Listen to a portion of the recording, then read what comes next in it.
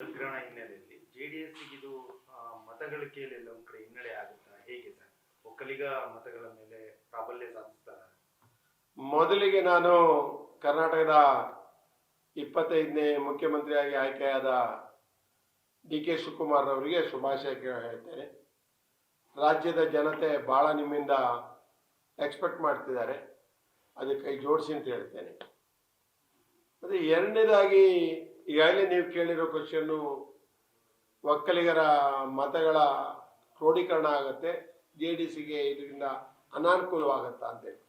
ನಾವು ಯಾವುದೇ ಕಾರಣಕ್ಕೆ ಆ ಒಂದು ವಿಷಯನೇ ತೆಗೆದುಕೊಳ್ಳೋದಿಲ್ಲ. ಕಾರಣ ಏನಂದರೆ, JDS ಪಕ್ಷ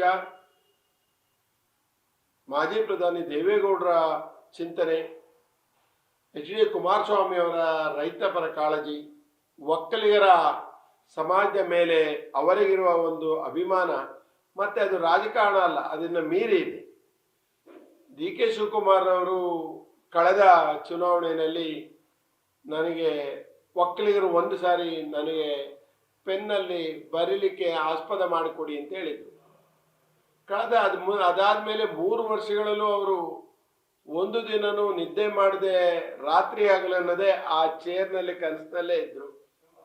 ಅವರ ಒಂದು ಕನಸು ಮುಗಿದೋಗ್ಬಿಡುತ್ತೆ. ಈಗ ಅದಕ್ಕೂ ಒಕ್ಕಲಿಗರ ಮತಕ್ಕೂ ಯಾವುದೇ ಸಂಬಂಧ ಇಲ್ಲ ಅಂತ ಹೇಳ್ತೇನೆ. ಕಳೆದ ಒಂದು ಚುನಾವಣೆಯಲ್ಲಿ ನಡೆದ ಒಕ್ಕಲಿಗರ ಮತ ಹಾಗೂ ಏನು ಹಲವಾರು ಫ್ರೀ ಯೋಜನೆಗಳು, ಈ ಗ್ಯಾರಂಟಿ ಯೋಜನೆಗಳಿಂದ ಕಾಂಗ್ರೆಸ್ ಸರ್ಕಾರ ಭ್ರಮನಿರಸನ ಜನಗಳನ್ನು ಮಾಡಿಬಿಟ್ಟಿತ್ತು. ಆದ್ದರಿಂದ ಅಧಿಕಾರಕ್ಕೆ ಬಂದಿದೆ. ಇದರಿಂದ ಒಕ್ಕಲಿಗರ ಮತದ ಮೇಲೆ ಯಾವುದೇ ದುಷ್ಪರಿಣಾಮ ಆಗುವುದಿಲ್ಲ. ಮತ್ತೆ JDS ಪಕ್ಷದ ಮೇಲೆ ಡಿ.ಕೆ. ಶಿವಕುಮಾರ್ನಿಂದ ಯಾವುದೇ ಒಂದು ಪ್ರಭಾವ ಬೀರಲ್ಲ ಅಂತ ಹೇಳ್ತೇನೆ. ಸರ್, ಮಾಜಿ ಸಚಿವರು CM ಆಗ್ತಾ ಇರೋದ್ರಿಂದ ದೇವೇಗೌಡರ ಮನೆಯಲ್ಲಿ ಸೂತಕದ ವಾತಾವರಣ ಇದೆ ಅಂತ, ಇದನ್ನ JDSನ ನೀವು ರಾಷ್ಟ್ರೀಯ ವಕ್ತಾರರಾಗಿ ನಿಮ್ಮ ಪ್ರತಿಕ್ರಿಯೆ? ಚಲುವರಾಯಣ ಸ್ವಾಮಿ ಅವರಿಗೆ ಒಂದು ಥರದ ನಾಲಿಗೆ ಮೇಲೆ ಹಿಡ್ತಾ ಇಲ್ಲದೆ ಇದ್ದವರು, ಅವರಿಗೆ ಸೂತಕ ಸಂಭ್ರಮದ ಆಚರಣೆಯ ವ್ಯತ್ಯಾಸ ಗೊತ್ತಿಲ್ಲದೆ ಇದ್ದವರು, ಮತ್ತೊಂದು ಈ ಮನೆಯ ಒಬ್ಬ ಸದಸ್ಯನಾಗಿದ್ದವನು ಇವತ್ತು ಆ ಥರ ಮಾತಾಡ್ತಾರೆ ಅಂದರೆ ಅವ್ರ ಬಗ್ಗೆ ನಾನು ಮಾತಾಡ್ಲಿಕ್ಕೆ ಇಷ್ಟಪಡೋದಿಲ್ಲ.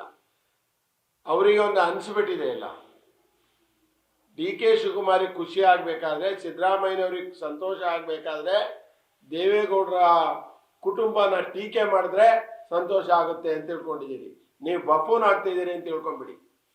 ರಾಜ್ಯದಲ್ಲಿ ನೀವು ಬಫೂನ್ ಆಗ್ತೀರಿ ಬಿಟ್ಟರೆ ಕುಟುಂಬ ಟೀಕೆ ಮಾಡಿಕೊಳ್ಳೆ ಬೇರೆ ಏನಾಗೋದಿಲ್ಲ.